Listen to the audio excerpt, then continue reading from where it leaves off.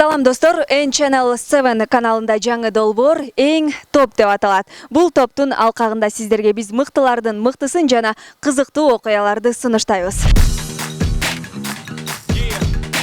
Бүгүн биз социалдык тармактар тууралуу кеп кылабыз. Дүйнөлүк желе көпчүлүк инсандардын жашоосун жеңилдеткени менен айрым инсандардын жашоосун тозокко айландырган учурлар дагы көп кездешет экен. Эми алдыдагы видеону көрүп, сиз кимге лайк басып жатасыз жана кимди достукка киргизип жатасыз ойлонуп бир анализ жүргүзөбүз деген ишеничтебиз. Алдыда болсо социалдык тармактар үчүн болгон трагедиялар тууралуу кеп кылабыз. 2012 жылы АКШдагы бир үй бүлө 30 жаштагы Джонил Поттерди Facebook'тан достуктан өчүрүп салган. Бул нерсени көргөн Джонилдин албетте маанайы түшкөн. А бирок анын атасынын маанайы Джонилден дагы 2 эсе түшөт. Ошондо атасы көпкө ойлонбой кызын таарынткан адамдарды жазалоону чечип үй бүлөнү атып жок кылган. Сотто Джонилдин атасы менин кызыма болгон мамиле мага кылган мамиледей кабыл алам деп билдирген. Индиядагы жаш бала 45 жаштагы 3 баланын энесин социалдык тармакта өзүнүн жашын жашыргандыгы үчүн атып өлтүргөн. Көрсө айым 2 жыл бою өспүрүмдү 20 жаштамын деп алдап, Facebook аркылуу сүйлөшүп жүргөн. Ачуу чындыкты билген бала айымды жок кылып, аягында өзүн өзү дагы атып өлтүргөн. Сирияда жаш бийкечти Facebook'ка регистрация кылганы үчүн таш бараңга алышкан. Анткени жергиликтүү радикалдардын ою боюнча социалдык тармакка катталуу өзүн өзү сатууга же жолдошунун көзүнө чөп салууга барабар деп санашат.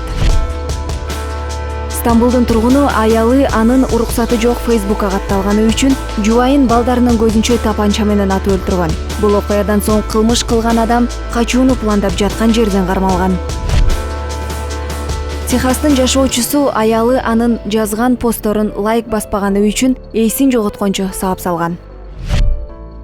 Британиялык 21 жаштагы бала анын сүйгөн кызы достуктан өчүрүп салганы үчүн асынып өлгөн. Ал күнгө чейин бала бийкечти жакшы көргөнүн жашырып келген. Бирок ал сезимдерин айткан күнү бийкеч мамилени токтотууну туура көргөн. Тилекке каршы бул махабат окуянын соңу биз билгендей трагедия менен аяктаган.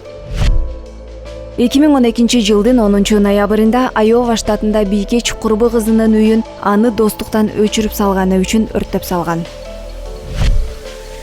2008 жылы британиялык мырза жубайын бычактап салган. Мындай кадамдын себеби көрсө мырзанын жубайы Facebook'та күйөөсү бар статусун бойдок статусуна алмаштырган. Себеби ага чейин жубайлар чатакташып келген. Бирок ким билген, бойдок статус үчүн бактысыз аял өмүрү менен жооп берерин. 2012 жылы Вашингтон шаарынын жашоочусу жаңылыктарда белгилүү болуу үчүн көптөн бери жашап келген жубайын мыкаачылык менен жанын кыйган. Айта кетсек, жубайлардын ортосунда 3 баласы болгон.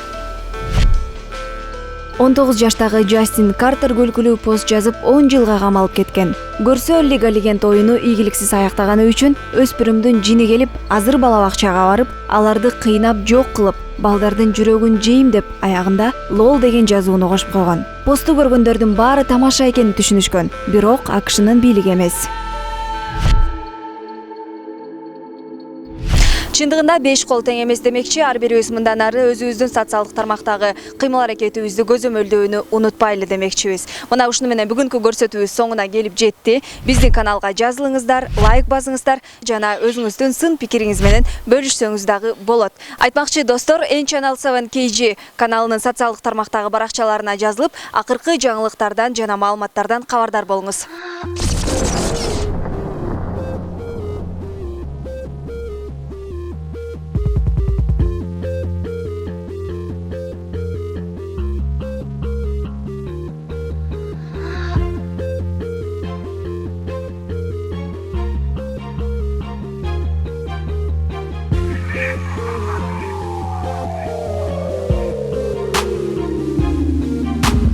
Даже если ты упал, надо вставать и идти.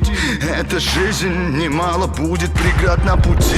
Не говори о том, что нет сил. Отпусти в небеса боли тех, кто тебя отпустил. Ты слышишь голос мой? Ты слышишь голос мой, скажи, во что ты веришь, глаза себе открой.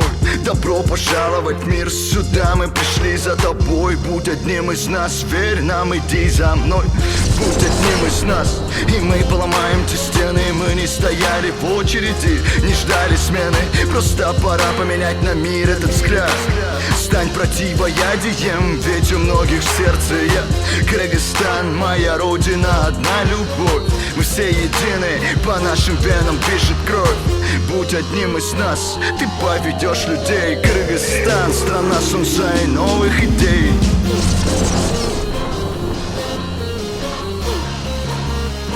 Ты слышишь голос мой? Кыргызстан, страна солнца и новых идей.